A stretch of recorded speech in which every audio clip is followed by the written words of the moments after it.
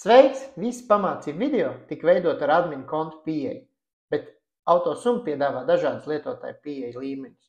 Tātad admins, asistents, darbinieks, informācija un minimums. Katram no lietotājiem var uzlikt individuālu pieeju, un šoreiz izstāstīšu, ko tas nozīmē un kāda informācija ir pieejama katram lietotājam. Lai vieglāk saprast, es iziešu cauri ar admina kontu informācijai, ko redz admins. Admins redz kopējo pašizmaksu, katra automašīnas pašizmaksu, visu informāciju, visus uzstādījumus, izdevumus, tabulas, pierakstus, aktīvo lapu, gatavo lapu, pārdoto lapu. Admins var izvilkt visu informāciju pēc datumiem. Un tagad mēs iesim Subaru. Šeit mēs redzam visu informāciju par konkrētu automašīnu. To visu varam mainīt, pierakstīt, saglabāt komentārus, izdevumus, uzdevumus. Admins var visu izdarīt. Arī pamatlapā admins redzēs visu informāciju. Un admins varēs rediģēt visus automašīnas datus arī tad, kad automašīnai ir pievienota. Detalizēta informācija par katru automašīnu, iepirkumu cenu, izdevumiem un pārējām niansēm. Kā arī izdzēst dažādas izdevumus, ko nevarēs neviens cits lietotājs. Labot, izdrukāt izdevumus katrai automašīnai PDF formātā. Tad admina kontam pieejama ir arī uzstādījuma lapa. Šeit ir kalendārs ar saglabātajiem statusiem. Finanšu uzskaita, kur saglabājās visas summas, par kādām automašīnas ir pārdotas, lai jūs varētu salīdzināt šo summu ar kontu, tāpat citi ienākumi, var nomainīt visas juridiskās detaļas, SSID, nākotnē arī PP un pārējiem portāliem, dokumentu sērijas, nosaukumus, lietotāju pieejas, statusu nosaukumus, izdevumu veidus izveidot, komisijas līguma tekstu, atcelt abonēšanu un izdzēst kontu pavisam, kā arī nokopēt rekvizītus. Tas viss ir pieejams adminam.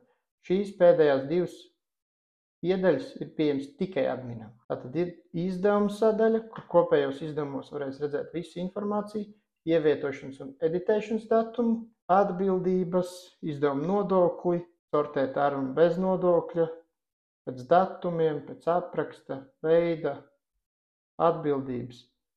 Arī status vēsturi redzēt, kopējo summu izdevumiem un atķiksēt visus izdevumus. Adminam būs pieejams arī visas tabulas.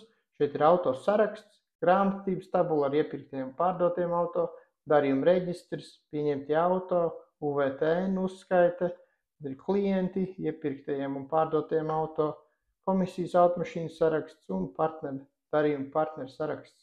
Tagad mēs tam visam iziesim cauri no asistenta skatu punktu. Tātad asistents neredz kopējo vērtību, bet redz katru automašīnas pašizmaksu, tāpēc redz noliktavas, aktīvās, gatavās, pārdotās, vairs nav sortēšana pa datumiem, bet ir infolapa, izdevumi, tabulas un pieraksti. Infolapā ir pieejams kalendārs, ir mani izdevumi un var nokopēt rekvizītus. Izdevuma lapā būs editēšanas datums, visi izdevumi, fiksētos vai neatķeksētos, izdevumu skaits un ļoti līdzīgi admin. Un asistents redz arī tabulu, kur ir kopējais auto saraksts, bet nav visas grāmatvedības un pārējās tabulas. Tālāk iesim uz darbinieku skatu punktu. Darbiniekam nebūs redzama pašizmaksa, nebūs pieeja gatavo un pārdoto auto noliktavai, bet būs pieejama visa informācija par izdevumiem, par statusiem, par komentāriem, iespēja pierakstīt komentārus, kā arī darbiniekam un asistentam. Būs iespēja rediģēt nobraukumu, apskati, ātrumkārbu, sagatavot iepirkumu dokumentus, tirdzniecības darbības, izveidot sludinājumu cenu, savadīt datus, izveidot sludinājumu, aizsūtīt uz SS, izveidot cenu lapu un tā tālāk. Un darbiniekam vēl būs pieejama līguma un iespēja pārdot automašīnu, kā arī pievienot izdevumu un labot izdevumu. Infolapā darbiniekam būs tāda paša pieeja kā asistentam, kur būs kalendārs, mani uzdevumi, mani izdevumi un nokopēt rekvizītus. Un tabula lapā būs auto saraksts ar sludinājumu un pārdošanas cenām, kuras ir saglabātas spiežot uz disketi. Tālāk būs informācijas pieeja. Informācijas pieejā būs līdzīgi, bet šeit nebūs iespēja editēt daudzus datus. Šeit vēl joprojām būs redzams iepirkuma datums, redzama informācija, komentāri, statusi, izdevumi, pieejami visi dati par automašīnu, visi izdevumi. Un iespēja pievienot status, ja nepieciešams. Bet nav iespējas infolapai, tabulām, pierakstiem un kopējiem izdevumiem. Attiecīgi pēdējā ir minimum pieeja, kur minimum pieejā nebūs daudz informācijas redzams, nebūs komentāri redzami, nebūs izdevumi redzami, būs redzami tikai tie izdevumi, ko es pievienoju pats kā lietotājs. Pārējie visi nebūs redzami. Nebūs arī iespēja pievienot status galvenajā lapā.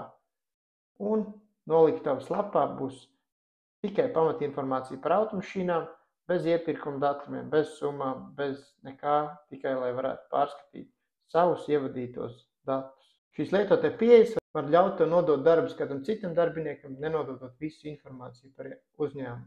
Lai izdodas paplašināties un tiekamies jau drīz!